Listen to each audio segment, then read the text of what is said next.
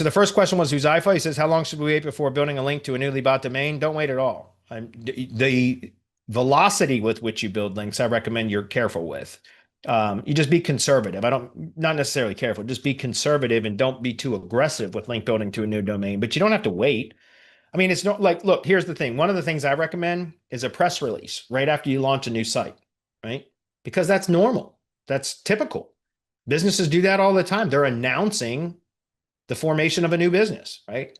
So press releases are great. Now, I typically don't recommend linking to a money site with a press release, but it could be done as long as you're using a brand anchor. I would recommend instead, if you have your branded asset set up for a newly bought domain for a new project, if it's a local business, right? So you'd have a GBP, an ID page. You should, if it's got a business location, it should have an ID page. And then you could use the press release to promote the Google business profile and the ID page instead of linking directly to the money site, right?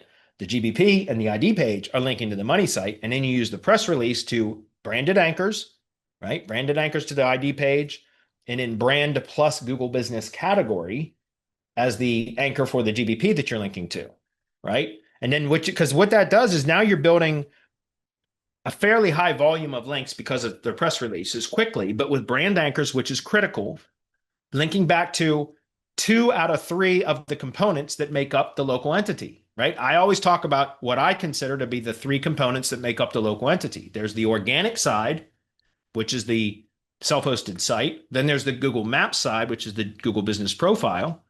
And then there's the ID page, which is the bridge or the connector that kind of connects them together, right? The GB website used to do that. Guys, remember the Google business website was the one-page site that you could build in the Google business profile, right? It was on whatever subdomain you would create it, and then .business.site. Okay, you guys remember that. Many of you should, I would imagine. Google retired those in March of last year. And we used the hell out of those for, maybe it was 2 years ago. Anyways, whenever Google retired them, I think it was March of last year. But anyway, we used those for a long time because that was that third entity component. Let me provide a visual aid to go with this. Give me 1 second. That's this here. All right. So this is what I'm saying. Before, when there was a Google business website available, I used to say that that was the bridge or the connector that connected, it joined the 2 sides, organic and maps. And I say that with certainty because it was an organic asset, right? It was a web page that could only rank in organic search, right? Because it was a web page that you would build as part of the Google business profile. So you were building an organic, a web page through the Google Maps profile, the Google business profile, that would rank in organic or could rank in organic search. It wouldn't be given an impression in map search because it's not the map, it's not the profile. Now, you could link to the Google business website as like the appointment URL, for example, in the GBP, and then it would be part of the GBP when the GBP would rank in map search. But it wasn't the website that was ranking, right? It was in map search, GBPs is what is ranking. It's the Google business profile.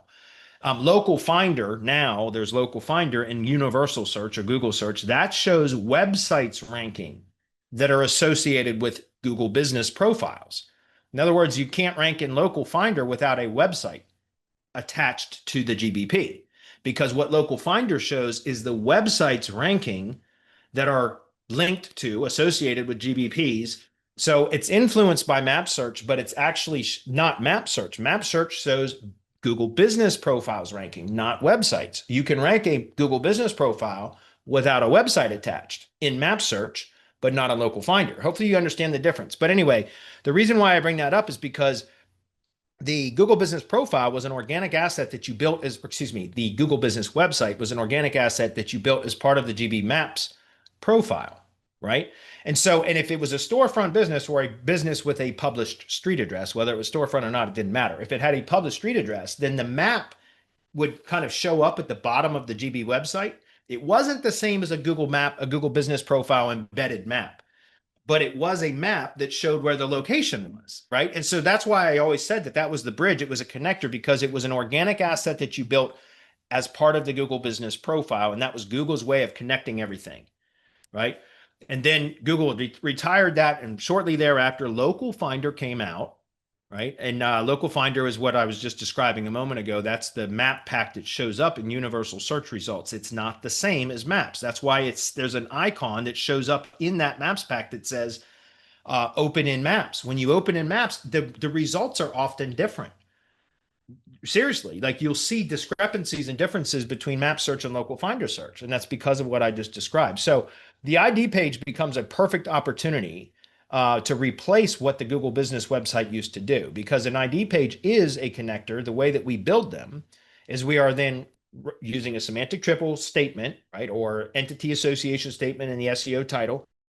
And we are embedding all of the primary assets, money site, press advantage organization page, batch geo map, Google business profile map itself is being embedded. We reference NAP, name, address, phone number, website, links to the product or service pages, links to the supporting location pages if that's relevant to the campaign.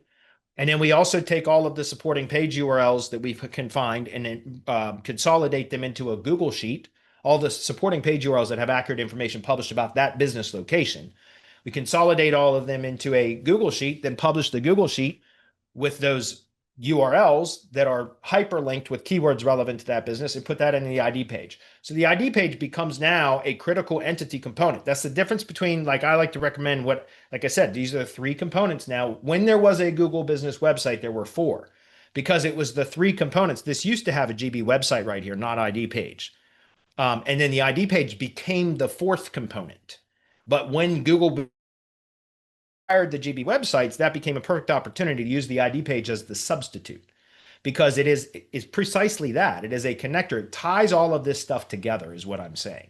All right, so it's the perfect place when you are launching a new site or new project. If it's a local campaign, get a domain, verified Google business profile, and then an ID page should be one of the very first things created in addition to the money site and the verification of the GB profile, right?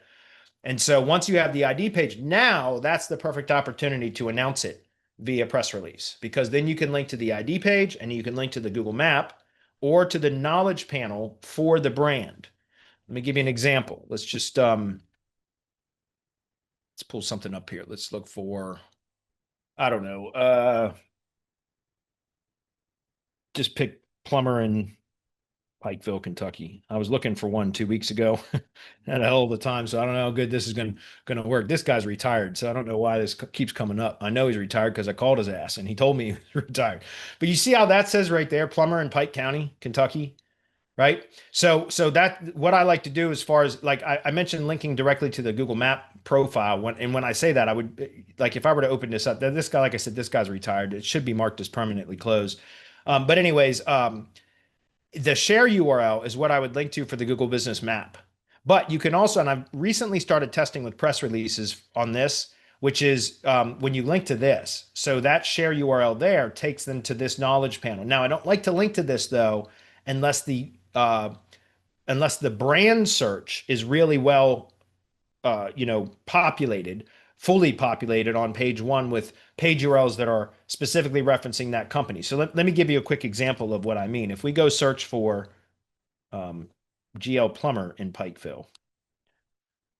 Okay, this is what I mean. So this is a brand search right here. You guys see with the location modifier, but it's still a brand search. And I would want to see every single listing on page one referencing this particular company if I was going to link to this knowledge panel URL, right? It popped a knowledge panel before, but it was a generic search query. So that's why it was showing a lot of other competitors on page one. In this case, if we go visit this URL, you can see that this is a knowledge panel URL for a brand search, and it appears that all of the page URLs on these search results page here are specifically referencing this company. So to get back to the question, I would publish a press release, link to the ID page with a brand anchor, and then I would link to either the map share URL for the Google business profile, like what you see here, right? Or I would link to the knowledge panel URL for a brand search if the full first page is populated with supporting assets referencing that particular location. If it's a new campaign though, that's likely not going to be the case. So I would be linking to this to start with, if that makes sense, right? And then you can always come back at a later time once you've done brand builder or branded assets and you've optimized your schema, your same as attributes, the ID page, and then you start linking out with Google Posts to those branded and supporting assets, which is how you get this brand search to populate with assets specifically referencing that location, right? You reinforce that data. You spoon feed that data back to Google via linking to them with Google Business Posts from that GBP, referencing them in the ID page, which the ID page will be designated as the dedicated ID page in the @ID field of the local business schema, and then also referencing them in the same as attributes of the local business schema inserted on the money site. Does that make sense?